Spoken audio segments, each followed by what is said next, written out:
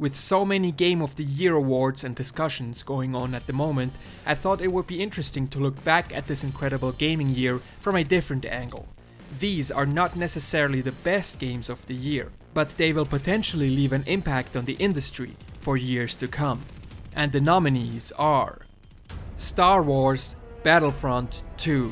EA's shameless implementation of lootbox gambling and pay-to-win systems in Battlefront 2 may have been the most important thing that happened to the gaming industry this year, because it sparked a conversation that was, let's be honest, long overdue. Battlefront 2 managed to transfer the lootbox and microtransactions debate into mainstream media.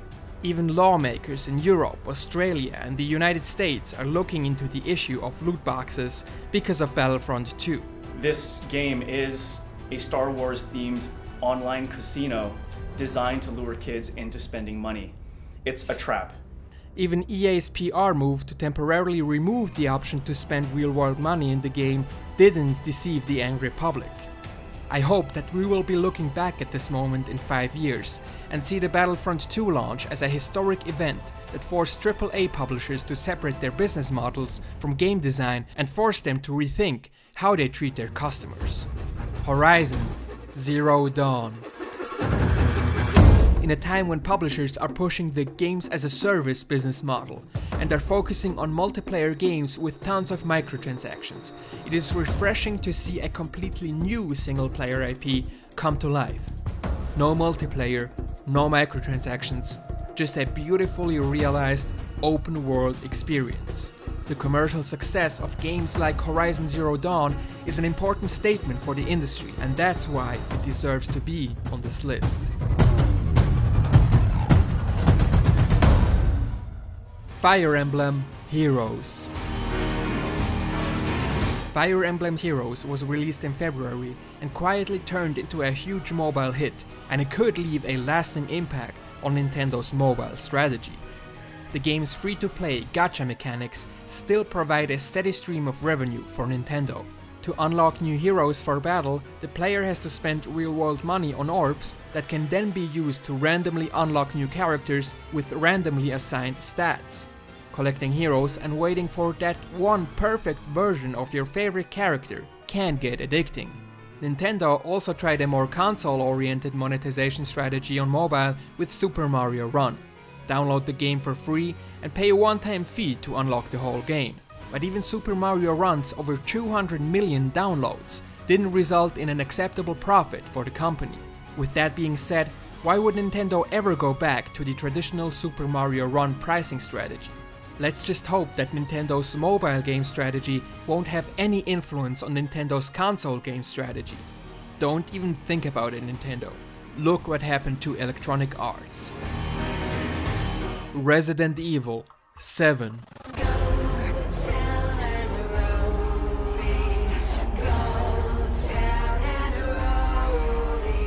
Resident Evil 7 reinvented the franchise with the switch to a more intimate first-person horror experience. Its biggest achievement, however, and the reason the game is on this list, is that it managed to prove that big-budget AAA games can work in VR.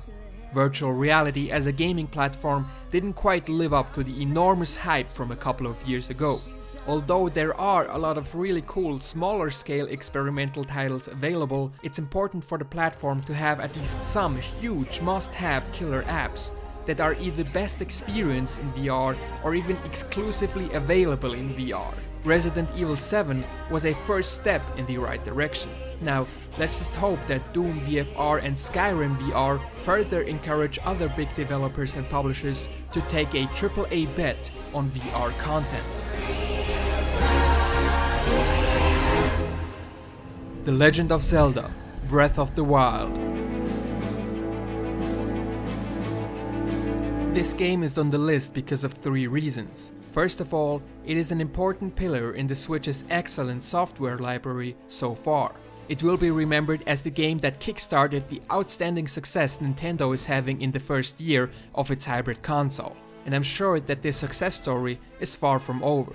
Secondly, the game essentially reinvented the open world genre. Instead of dumping a ton of information about collectibles, missions and side quests on the player like most Ubisoft games do, Breath of the Wild actually encourages the player to explore the unknown.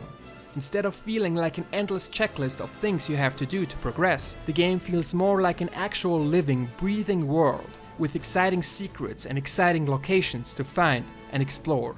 I'm sure that this refreshing approach to open world game design will inspire other developers to adjust their antiquated open world formulas. And lastly, Breath of the Wild marks a radical departure from previous Zelda and Nintendo conventions. Nintendo finally had the courage to shake things up with one of its biggest franchises, and this courage was rewarded with universal critical acclaim and commercial success. If we are lucky, Breath of the Wild could be the game that changed how Nintendo treats its biggest franchises. Maybe now, instead of playing it safe, Nintendo will try to push the boundaries of their franchises with every new installment. An honorable mention has to go out to Super Mario Odyssey, which further proved that Nintendo has found a new courage to shake things up when it comes to its biggest franchises. And the winner is Star Wars Battlefront II. No other game this year has left as big of an impact on the industry as Battlefront 2 has. It was the game that finally went one step too far with its predatory business practices. All the anger and frustration about the growing presence of microtransactions in fully priced games was unleashed upon this Star Wars themed online casino. The controversy finally broke free from the boundaries of the hardcore gaming community and manifested itself in a broader public discourse. I'm sure that we will see some short-term effects next year.